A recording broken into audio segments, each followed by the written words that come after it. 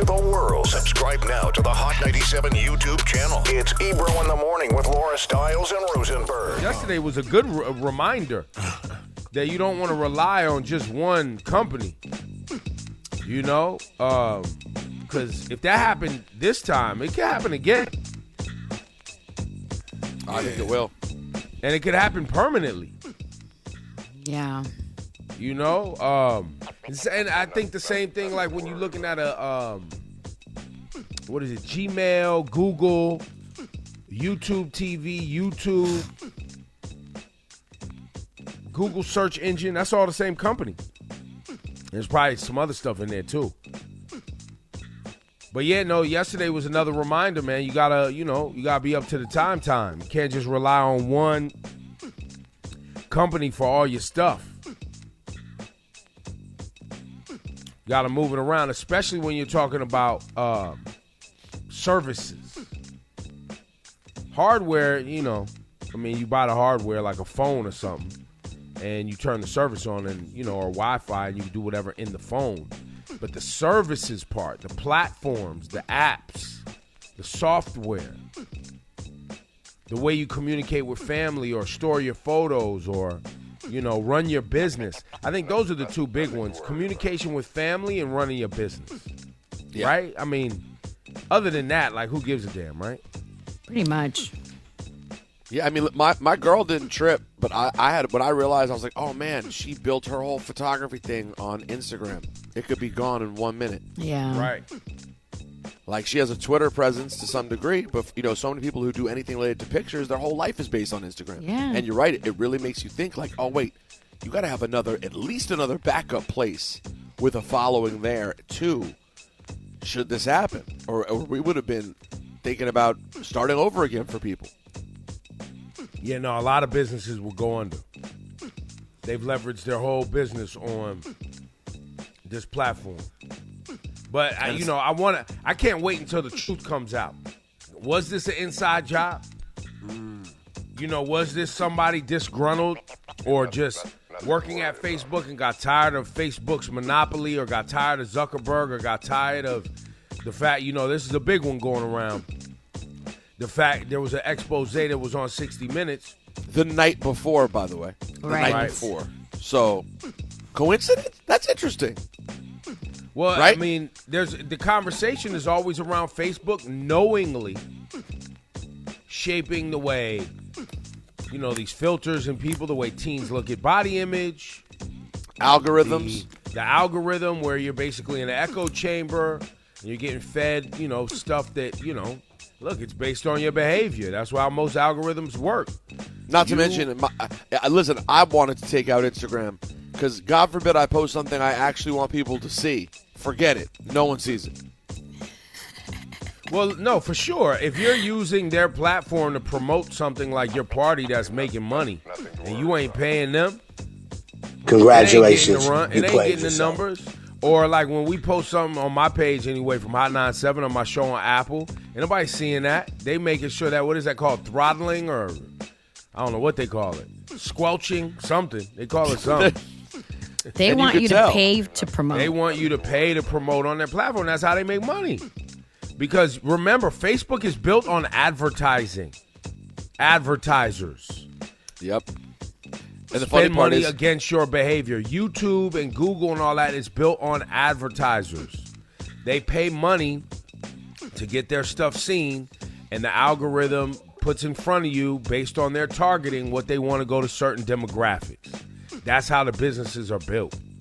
So if you're not paying for that, yeah, they making sure your stuff don't get seen as much as when you put up a picture of you and your dog. Yeah. I put up something with Issa. It's going crazy.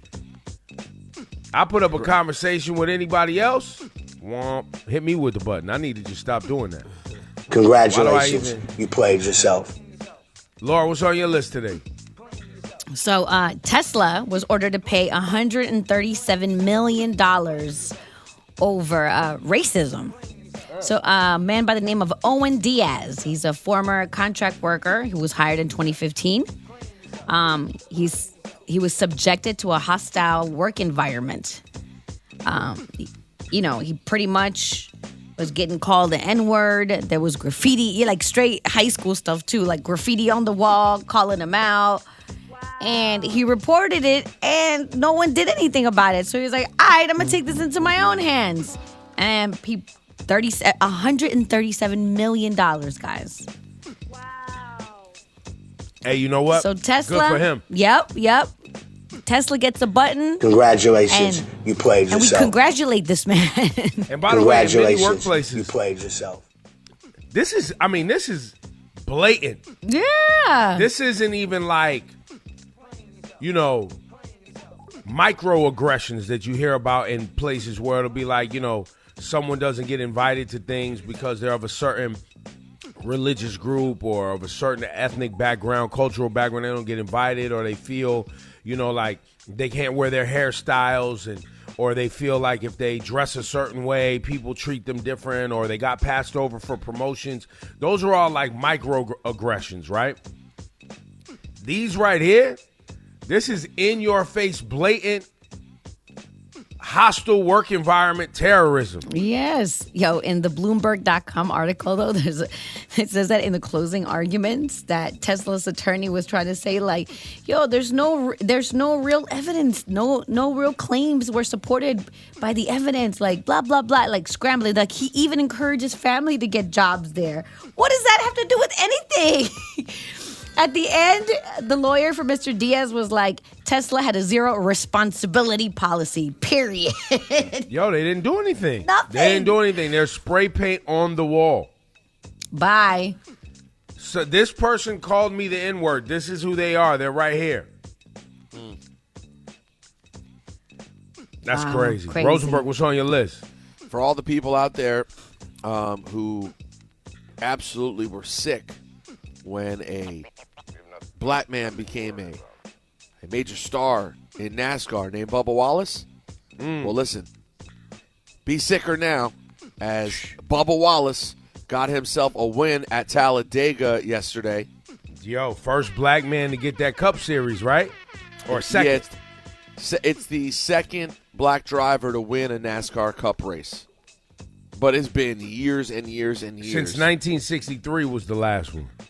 So, pretty amazing. They ended up having to.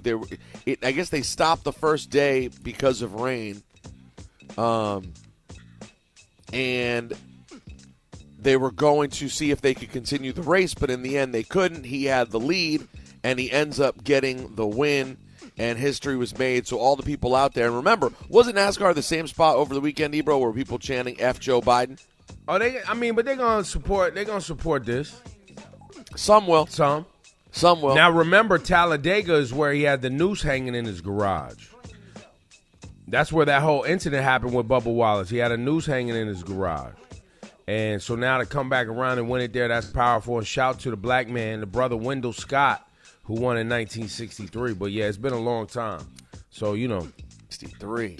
Yeah, it was. NASCAR's trying to be progressive, man. They're trying, but their fan base, they don't want to try that hard. It was June 2020 where NASCAR discovered that noose supposedly in the garage stall assigned to Wallace, and now he gets a win. So for the racers who were hating on Bubba Wallace, waiting for him to go away, we got some. Congratulations, you played yourself.